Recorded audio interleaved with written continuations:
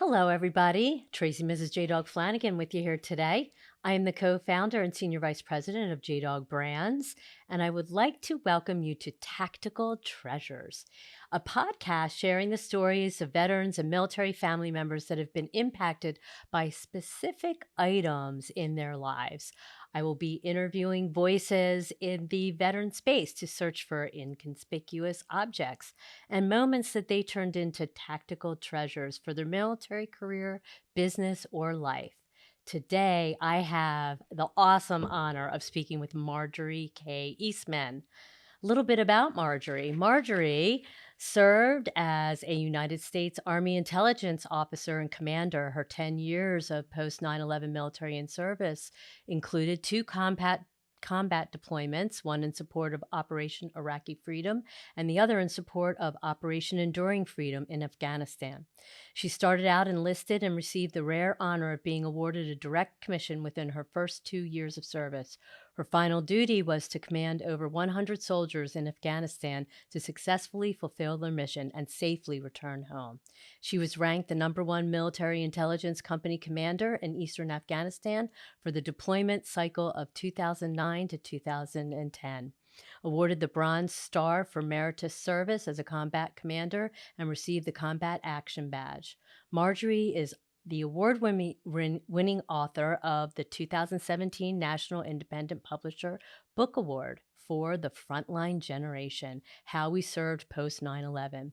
Marjorie continues to positively shape the narrative for veterans, women, the value of service, and frontline leadership, pioneering new ground in the content industry with an independent entrepreneurial spirit. A recent project includes being the creator of the 2019 Bicycle Collector's Card deck in partnership with the U.S. Playing Card Company. A limited edition collectible highlighted 52 interesting and successful 9/11 businesses and charities launched by the military community.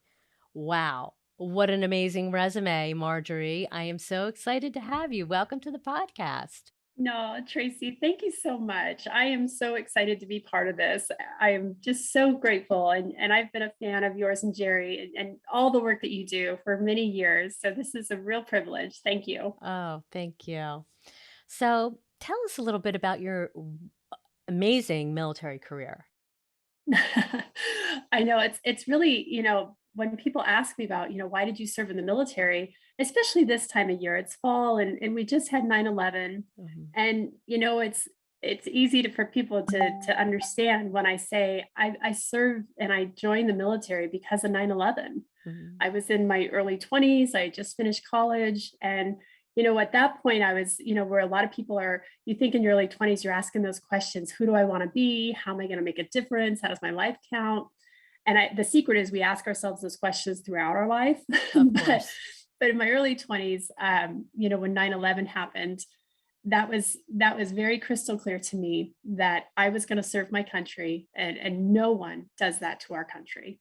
So that was where it all began for me. And much of all the great stories were captured in my book, The Frontline Generation. And the book really grows from the point of my being a young enlisted soldier, receiving my direct commission, and then all the time that I had in command. It culminates with our time over in Afghanistan, and it culminates and shows my growth and maturity as a person, as a leader, and just how much the people around me taught me about leadership and character and everything that we just love and admire so much about the military. Well, that sounds amazing, and I think it's terrific that you, as a young woman, looked at our country that way, being so young and really having a desire to serve and wanting to make a difference. Not many young people at the ripe age of 20 and 21 would think that way, but it's amazing that you did, and you've had an amazing military career and affected a lot of comrades in your midst and underneath your wonderful leadership. Um, so Marjorie, what is your mission now? Well, my mission now really began when I left the military. And I didn't realize when I left the military that this would be my lifelong mission, but it is to always support and to promote and be a champion and supporter of my brothers and sisters who served in the uniform. And so I've done that through various ways, whether it's nonprofits or, with my book, as I try to elevate and inform and inspire on our stories there, and several different projects. But I am so wild about, just our family, and people just don't realize how we come from all across the country, all different walks of life. We can have completely different opinions and ideas, but we come together and we fix things and we stay focused and we're united based off of our ethos and our mission. And so it's just like, why wouldn't you want to always be a part of a group of people like that? Because I'll tell you this, and I'm sure Jerry's told you this, is that when you leave the military and you take off the uniform, it never leaves you. No, it doesn't. And, I can totally understand what you're saying because in JDog, it's the same thing. What is happening here, in our company is just the veterans who seek us out, wanting to be a part again of something that is very common and very near and dear to their heart, and that is working alongside of other veterans, being a part of a mission again, having that camaraderie with their brothers and sisters, and That's right. which is so it's awesome that we've been able to create that here at JDog, and I see that in the veterans that are in our franchise system. They feel the exact same way, and you're right. And The military never Tracy, leaves. I would I would add too, you at JDog, you've created a unit. I mean, True. the pride and the loyalty that we have in the military, we have it to each other, we have it to the units that we've been part of. It's about being part of a unit, and that's what JDog has really made and captured so beautifully. Yeah, yeah, You I feel like agree you've with come you. home. Yeah, yeah, they do say that. They say when they come to JDog, they feel that they're home. They're in a safe place that understands them and embraces them and puts them on a new mission. So, That's and right.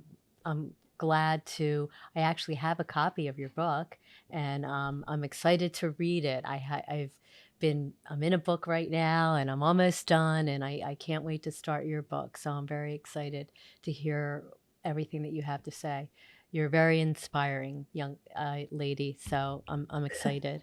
Um, I Well, so you need to look in the mirror because I think you're pretty inspiring. And Oh, what you guys thank are you. doing with JDog, I tell people all the time about you. And I think you guys are just a wonderful model example of our family, our military Oh, family. thank you. Thank you. We strive to be that. We strive to be the face of positiveness and wanting to help our veterans. It's very rewarding. I love what I do every day. And I love talking to wonderful, inspiring people like yourself. So, I hear that you're finally settled in North Carolina, right? Yes, Now, yes, absolutely. So, that has history of itself, right? It's a history of treasure it in North does. It Carolina, has a right? really special history. So, North Carolina, I fell in love in North Carolina in 2003. I was activated and served my first combat tour in support of Operation Iraqi Freedom. And the state is just, I mean, beautiful. The year prior to that, I had done all my military training out at Fort Bragg. Mm. And when I returned from my first tour, I actually met my husband. And so he and I, North Carolina is where we dated and where we, fell in love here in 2003. And then the military took us everywhere else, as you can imagine. Mhm. We lived all across the country. And when he retired from the military, we finally had that opportunity to say, where do we get to live? And we got to choose to come home to North Carolina. Oh, what a great story. How romantic. That's really, really neat. I know So, we love it here. so your children, tell me about your children. Well, I have one beautiful blessing, and it is my son, Hank. And Oh, that was part of our decision making too when Charles retired from the military and choosing our home is, mhm, where are we going to raise our son? Where does it make the most mhm. sense to bring him up into the world and kind of get him off and like, just go do the wonderful things that you're going to do, young man.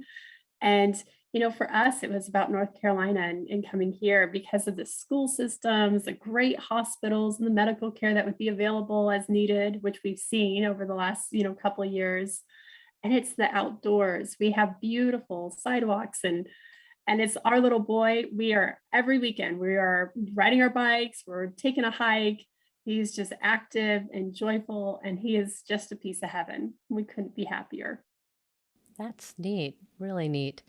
So actually, I hear or I've read Blackbeard was actually captured by the British Navy in 1718, since the U.S. Navy was not established until 1775. So is Hank into legendary pirate Blackbeard? I am so happy you brought that up because with the whole theme of finding treasures, my little boy, he loves it when we go to the coast because of the history of Blackbeard, the pirate, and the treasures that could possibly be found on our coastline. And so we've checked out almost every book at the local library on Blackbeard, let Oh, me wow. tell you. It just it's just always such a joy, like, especially when, when we're in nature and hiking or again, especially by the coast, it's always about, "Maybe there's a treasure here, mom. Maybe there's a treasure there." And it makes it really fun. That So it's a is fun fun. part of Have you our found history in any? that Have you way. found any treasures on the coastline? Just sunshine and sand. That's been our treasure. Well, that's treasure in itself. Yes, For truly. It's sure, so nice to definitely. be able to be close to that. I know I'm a beach and ocean person myself. That I get my zen. Yes, That's where my zen is. I agree. It's a happy place. Yes. So I understand that you have something special, a treasure that you would like to share with us. So tell me about that. I do, and I have to tell you, I've never told this story to anyone on a podcast or anyone besides just like a close friend Oh my or a gosh, a sister. I So feel I'm so really excited to honored. share this.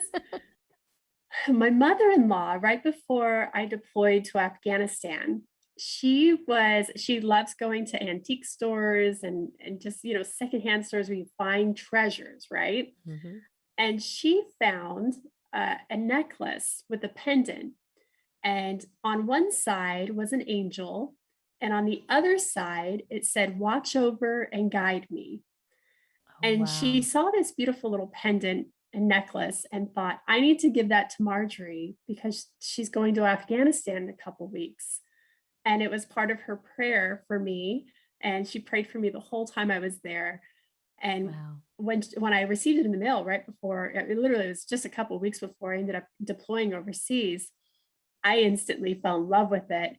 And I wore it. I put it on and I wore it every single day I was in Afghanistan. Oh my gosh, that is so special. That is really amazing. And I'm sure that meant a lot to you and there was a safety net there in wearing that. I'm sure. Well, it's oftentimes, I think it's very true that military members are a bit more sentimental, and especially we have our good luck charms, so to speak. Yeah. And I loved wearing this necklace because for two reasons. It was my faith. Just knowing that I had an angel that close to me around, on that pendant. And I'm actually wearing it today for as we speak. Oh, So if you wow. see me touching my charm, it's because I'm wearing it right now. Oh, how And neat. it was number one, it was faith. The faith you need to have when you go through something really tough Mhm. and it's something there's only so many ways you can prepare for it. Right, And sure. the second part of it was the inscription. It said, "Watch over and guide me." And in my opinion, it couldn't have been, those are just a couple of words, but they couldn't have been more perfect because in the same breath of your prayer about taking care of yourself was about guiding me. Sure. Because as a commander, I needed to be guided. I was in charge of more than 100 troops at one point who were spread out over all of Eastern Afghanistan. And so that was very much, a big task. And my prayer every night was that I was being guided and I was being the best leader that I could be to take care of them and to successfully fulfill our mission. Well, yeah, incredibly so. I mean, you have to go to a higher power when you're tasked with something like that. I mean, What an incredible responsibility, but it sounds like you were definitely guided. You did a wonderful job. You brought everybody home safely. I mean, mission accomplished. So congrats on that. And what a special message at just the right time. Very It's right. perfect. And you said that perfectly in the sense of just the right time. I think that's one of the things about treasures. Sometimes, you find that treasure and it happens in a way where you couldn't have planned for that. You couldn't have expected it. I mean, it's normally out of the blue when you find a treasure. Mhm. And it was out of the blue that my mother-in-law found it in that little antique store, and she sent it to me, and it was perfect timing because that was the prayer, in the same breath of protecting me, it was about guiding me and making sure that all the men and women that I served with were doing well. Mhm. Oh, that's a wonderful story. How touching. That's amazing. So tell us what you're up to these days. Well, I'm definitely staying involved as a voice and a champion for the military family and the community. As you know, my work's been very busy over the last couple of years, whether it's been various nonprofits or it's been, supporting entrepreneurs. This might be a good time to talk about the collectible deck. What do you Yeah. think? Yes. Yes. And so that was, if you served in the military or even here at home, you were probably familiar with a deck called the Iraqi Most Wanted. I don't know if you can see it. I'm holding it up right I now, can where see it. Saddam was the ace Ooh, of spades, and we had what we called the high value targets, their faces and yes. names on the cards. That was a very popular deck that was used in support of Operation Iraqi Freedom towards the beginning of the global war on terror.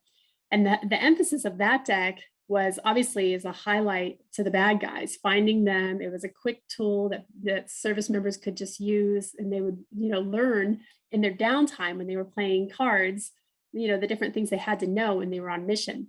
And this is something that's been very common and used throughout history. I actually have two decks here. This is a World War II deck called the Spotter cards.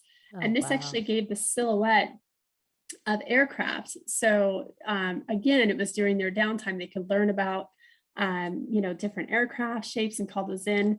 There was a map, a secret map, an escape map. So it was Wow. very much a fun part of our history. Right. And recently, we have a new deck called, the Frontline Leaders deck, where it highlights, it's a spin-off and a play off of all the tradition the military's had with these decks of cards. But instead of the Iraqi deck where it's the bad guys, this is the good guys. So it highlights, military and family owned businesses and charities that were started by our community post 9/11.